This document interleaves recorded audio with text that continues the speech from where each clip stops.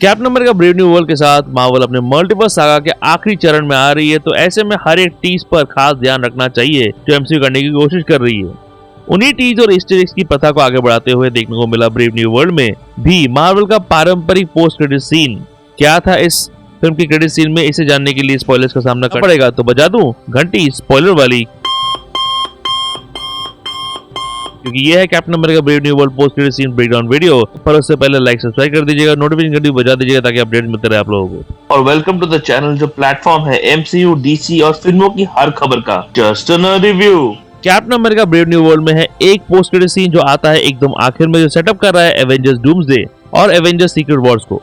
Scene में दिखता है राफ्ट वाला जेल जो आखिरी बार दिखा था कैप्टन अमेरिका सिविल वॉर में, जहाँ कैप के टीम मेंबर्स एंटमैन, सैम जो तब फैल्कन था, हॉकाई, स्कारलेट विच को रखा गया था रॉस के द्वारा। अब रॉस वहां पर बंद है, पर सीन में रॉस नहीं है, कोई और है। खैर इस रैफ्ट में अब बना कैप यानी कि Anthony Mackie as Sam Wilson मिलने आता है सैमुअल स्टर्न से, जो 2008 के द इनक्रेडिबल हल्क के बाद वापस आए हैं इस फिल्म में। इस किरदार को निभा रहे हैं टिम ब्लेक नेल्सन। पूरी फिल्म में स्टर्न्स रॉस से बदला लेने की कोशिश कर रहा था, क्योंकि द इनक्रेडिबल हल्क में जब सैमुअल के ऊपर पड़ गया था हल्क का गामा रेज, रॉस ने उसे बचाने के बजाय उसे और टॉर्चर किया और उस पर और गामा रेज छिड़का, जिससे उसके दिमाग में भर गया गामा रेज। सैमुअल को उससे पावर्स मिले जिससे वो कोई भी चीज हाई स्पीड के साथ कैलकुलेट कर पाता था। सब कुछ मालूम था सैमुअल्स को। अब सैमुअल्स ने कैलकुलेट कर लिया है कुछ ऐसा जो सेटअप कर रहा है एमसीयू के दो बड़े इवेंट प्रोजेक्ट्स को। सैमुअल स्टर्न्स गुस्से में, क्योंकि सैम ने रॉस को दुनिया के सामने बर्बाद होने से बचा लिया था, कहता है उसने कुछ कैलकुलेशन कर लिया है और फिर वो कहता है ये it's coming, I have seen it in the probabilities, seen it plain as day, all heroes protecting this world. Do you think you're the only ones? Do you think this is the only world? We'll see what happens when you have to protect this place from the others. यानी कि Sterns बात कर रहा है incursions की। क्या है incursions? हम सुनते हैं alternate रीड रिचर्ड्स के मुंह से। An incursion occurs when the boundary between two universes erodes and they collide, destroying one or both entirely. Incursions कुछ ऐसा है जो एक प्लेनेट को दूसरे प्लेनेट से इमिनेट टक्कर करवाएगा और फिर दोनों प्लेनेट्स या फिर उनमें से एक हो जाएगा बर्बाद।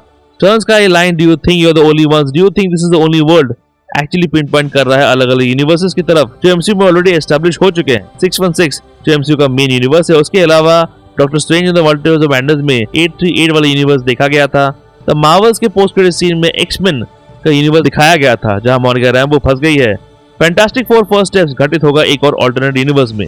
डेडपूल का एक अल्टरनेट यूनिवर्स दिखाया गया है जहाँ डेडपूल है, दूसरे एक्समेन और वुल्वरीन जो रहेगा वहाँ पे जब तक वो 90 साल का नहीं होगा। They're gonna make him do this till he's 90. Loki series में कई यूनिवर्सेस टीज और देखे गए हैं।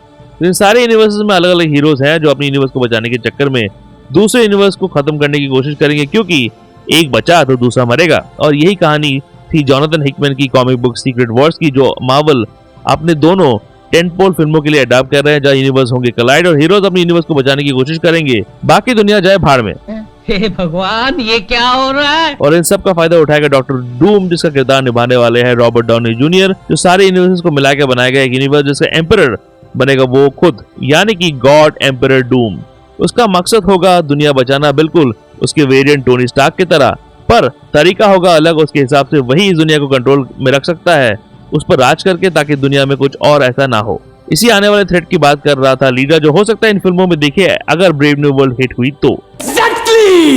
हो सकता है मार्वल अपनी रिसेंटली देखी दोनों विलन्स रेड हल्क और द रीडर को जरूर अपने मल्टीवर्स सागा की आखिरी फिल्मों में लेकर आए, जरूर लाएंगे। ऐसा होना तो चाहिए, क्योंकि अक्सर मार्वल अपने विलन्स को यूज एंड थ्रो के हिसाब से रखते हैं, एक फिल्म में दिखे और दूसरे में गायब। तो इन दोनों इंपॉर्टेंट कॉमिक बुक विलन्स के साथ ऐसा नहीं होना चाहिए। आपको क्या लगता है? कमेंट सेक्शन में बताओ, लाइक सब्सक्राइब कर दीजिएगा, नोटिफिकेशन घंटी बजा दीजिएगा ताकि हर अपडेट्स मिलते रहे आप लोगों को। कैसी है Captain America Brave New world? Spoiler free review video आखिर में है, चेकआउट जरूर कीजिएगा। कैसी है छावा फिल्म? देखिए इस रिव्यू वीडियो में आखिर में है, चेकआउट जरूर कीजिएगा। और ऐसे एमसीयू रिलेटेड वीडियोस के लिए देखते रहिए जस्ट इन रिव्यू। रिव्यू के अपडेट्स के लिए और छोटे बड़े स्निपेट्स के लिए फॉलो कीजिए ऑन ट्विटर @ProNerdyView201 में, और ProNeedDiaryBlogspot.com में भी आपको अपडेट्स मिल जाएंगे।